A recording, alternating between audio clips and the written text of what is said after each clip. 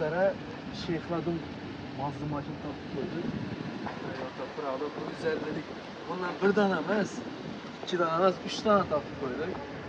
Bir skara, ikisi alt. Tam değerli yok. Bizimki yıl kraskesi. Rodnoy. Hem bir Rodnoy ekan kraskesi. Balonları taza. Yani состояниеda. Memnun oldum. Состояние, салонный состояние, идеальное состояние. Очень кемчиликлari, kırılgan joy ham yo'q ekan. Rossiya tushgan bo'lmaydi. Короче, идеальное состояние, 64 kilometr yurgan. Hozirdan bu mashina. Bu benzinda akang? Benzin davr. Necha расход qiladi? Burası 12. 12 litr. Ben ne o? Gentradan ham kamiga. Abi 2 nesil götürünler. 2 tez bir taşıyalım. Şunda 6 adamlık mı bu? 7 adam. 7 adam.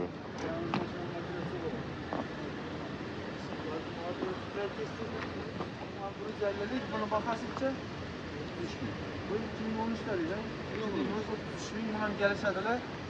Sostoyaniyesi, kraskası, yerler çok var işte. Geldi artık.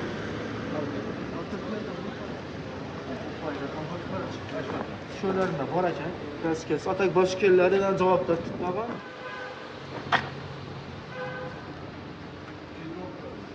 210 bin yurgan ekan bu zo'r. 210 bin. Men ham 800 bin yursan ham bor. Bundan da qancha bo'lib?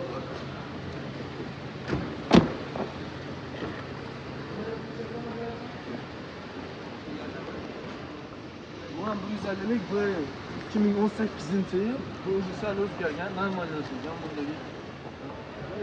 Başka sırada 360 Aynen tartışsın ama.